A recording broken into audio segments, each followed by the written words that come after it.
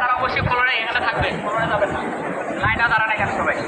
রোদ রোদ মানুষের জন্য কিন্তু ভালো। আমরা গার্মেন্টসের চাকরি করে রোদে কাজ করতে পারি না, কিন্তু রোদ মানুষের শরীরের জন্য কিন্তু ভিটামিন।